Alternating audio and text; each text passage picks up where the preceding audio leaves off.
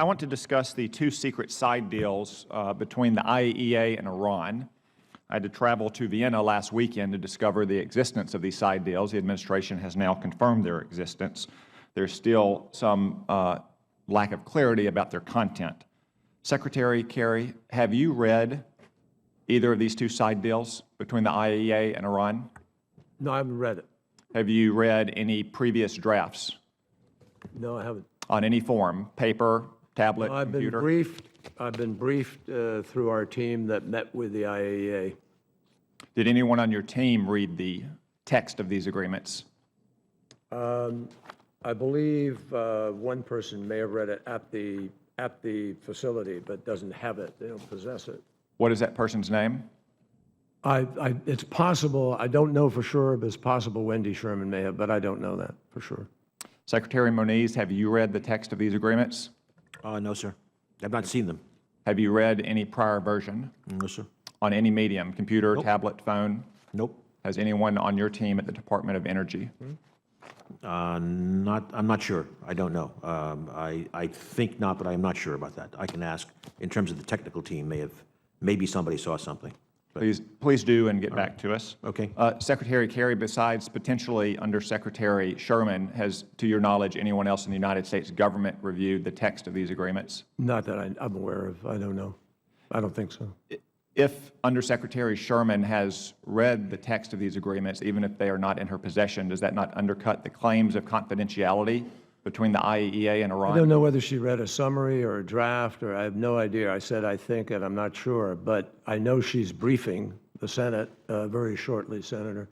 So she'll be briefing in classified. I have received several classified briefings about the deal, and I look forward to another one. But what Congress would like is the text of these agreements as required by U.S. law.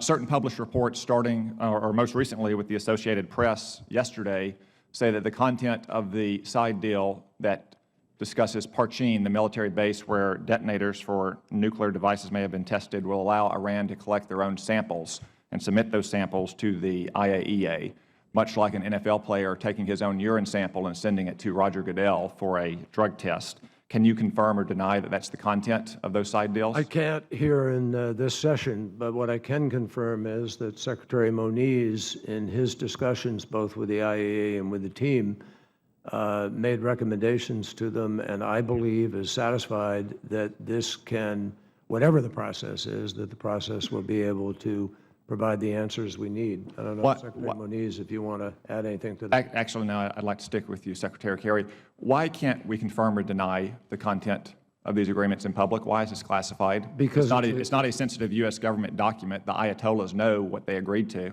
Because we respect the process of the IAEA, and we don't have their authorization to reveal what is a confidential agreement between them and another country. So the Ayatollahs will know what they agreed to, but not the American people? Well, no, not exactly, because we will share with you in the classified briefing what we understand the contents to be. But they negotiated the agreement with the IAEA. The IAEA is an independent entity under the United Nations, Senator, as I know you know, and I don't know even at this point what the law says about the United States requiring something which another entity's laws prohibit.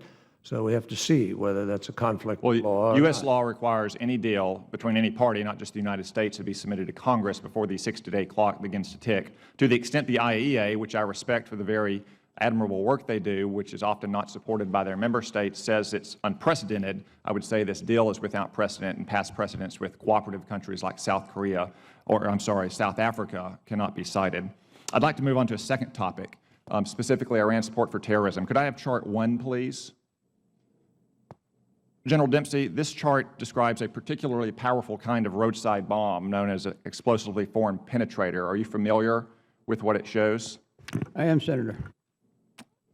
Could you explain exactly what the bottom diagram shows of how an explosively formed penetrator works? A copper cone is melted at super high temperatures and projected and essentially burns its way through armor plate. The copper disk travels at about 6,000 feet per second. Could I have Chart 2, please? so we can see what happens to a Humvee when a ball of fire travels at 6,000 feet per second. General Dempsey, is that familiar to you? Yes, Senator, it is. Do you know how many American troops were killed by such explosively formed penetrators? That particular incident or No, in general? in general. Several hundred. Was Iran a main supplier of these explosively formed penetrators? Yes. Was Qasem Soleimani and the Quds Force and the Revolutionary Guard Corps the main perpetrators in Iran? Yes. Secretary Kerry, those entities and Qasem Soleimani will ultimately receive sanctions relief from this deal, not necessarily from the United States government, but from the United Nations and the European Union. What should we say to the Gold Star moms and dads of the over 500 American troops who were killed by an Iranian ball of fire traveling 6,000 feet per second? Well, we should tell them, obviously, first of all, how extraordinarily grateful we are for the service of their loved ones. We should also make it very, very clear that under the United States' initiative, Qasem Soleimani will never be relieved of any sanctions. It would also tell them and lay out to them what we intend to do, which has not been done yet sufficiently, to push back against Iran's behavior, that we have a number of laws in place, requirements by which we will be able to prevent Iran from transferring these weapons. And we have already engaged, Senator, in very forward-leaning initiatives to do that. We specifically turned around a convoy recently in the last months that was bringing weapons to Yemen, and we've been crystal clear, and I will be even more clear when I meet with the Gulf states about our united efforts to hold them accountable for these kinds of activities. Thank you all. My time has expired. Senator Rono.